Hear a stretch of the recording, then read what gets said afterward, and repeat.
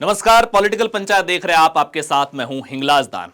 2025 में बीजेपी ने दिल्ली और बिहार जैसे राज्य जीत करके देश के राजनीतिक नक्शे में भले ही बड़ा बदलाव किया हो, भाजपा के लिए एक अच्छा मैसेज हो, भाजपा भले ही उत्साहित हो, लेकिन 2026 में जिन 5 राज्यों में चुनाव होना है, जहां 824 से ज्यादा विधायक चुने जाने वाले हैं, वहां भाजपा के लिए लड़ाई 2025 की तुलना में ज्यादा मुश्किलों से भरी हुई है। इन 5 राज्यों में किन राज्यों में भाजपा सत्ता में है, कहां कितनी ज्यादा मुश्किलात है और किन किन राज्यों में बीजेपी की मौजूदा समय में स्थिति क्या है, इसको लेकर के आज समझने की कोशिश करेंगे। सबसे पहले और सबसे बड़े राज्य की अगर अपन बात करते हैं तो पश्चिम बंगाल। पश्चिम बंगाल बीजेपी के लिए सिर्फ एक सत्ता की लड़ाई नहीं है, पश्चिम बंगाल भाजपा के लिए एक वैचारिक किला है, क्योंकि अगर पश्चिम बंगाल में बीजेपी जीतती है तो दक्कन जैसे वैचारिक विरोध वाले राज्य, केरल जैसे राज्य, वहां भी भाजपा के जीत की संभावनाएं बढ़ेगी और वहां के काडर में एक नया उत्साह आएगा, क्योंकि वैचारिक विरोध भाजपा जहां फेस कर रही है वहां कार्यकर्ता लेफ्ट से जहां लड़ रहे हैं, वहां बीजेपी के साथ चुनावों के दौर तो बड़ा अग्रेसिव आ जाते हैं, लेकिन जैसा हमने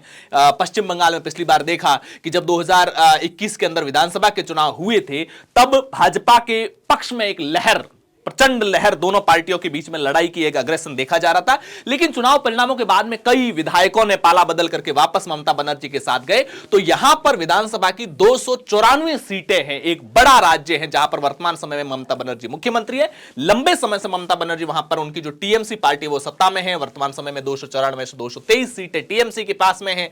भाजपा वहां की मुख्य विपक्षी दल है, जो 2016 में मात्र 3 सीटें जीत पाई थी, वो 2021 में जो 5 सालों में 3 से जो 77 की यात्रा तय की और कुछ उसके बाद में बाईपोल और पाला बदलने की वजह से संख्या घट करके जो नीचे हुई है, तो ये जो 3 से 77 वाली जो जंप है भाजपा की, वो भाजपा के रणनीतिकारों में एक उत्साह पैदा करती है कि इस बार हम 77 से एक बड़ा जंप लेकर के सत्ता में भी आ सकते हैं।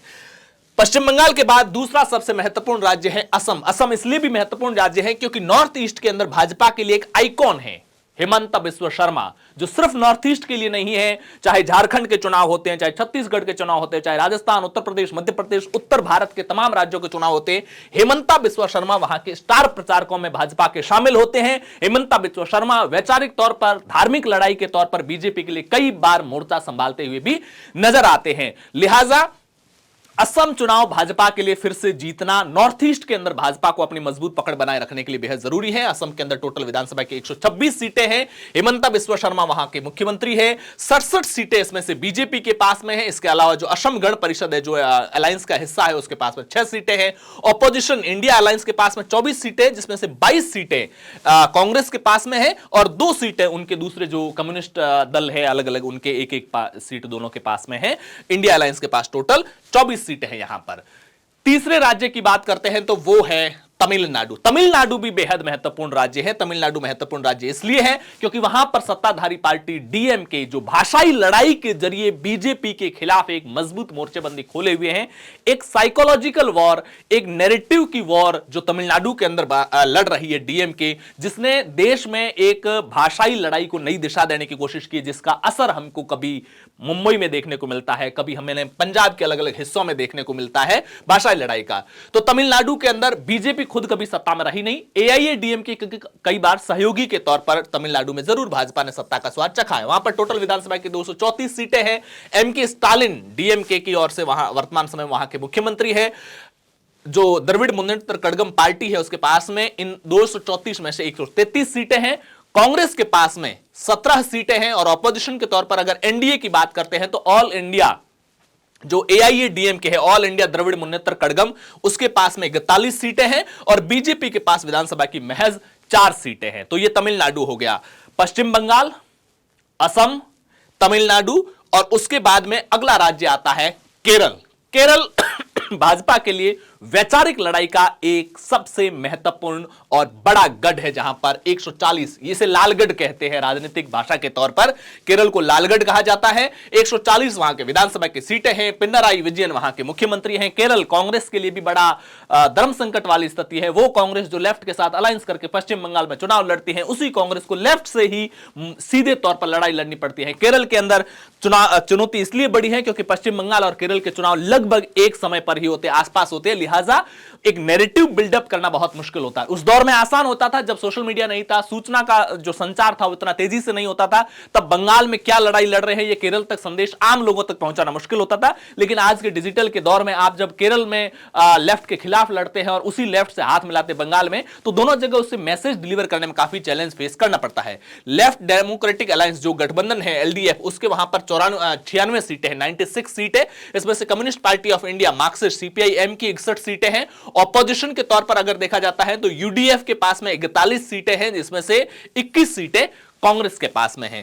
केरल के बाद में आखिर में एक छोटा सा केंद्र शासित प्रदेश पुडुचेरी, जहां पर विधानसभा की 30 सीटें हैं। वर्तमान समय में वहां पर जो एन रंगास्वामी वहां के जो मुख्यमंत्री हैं, एनडीए की वहां पर सरकार है।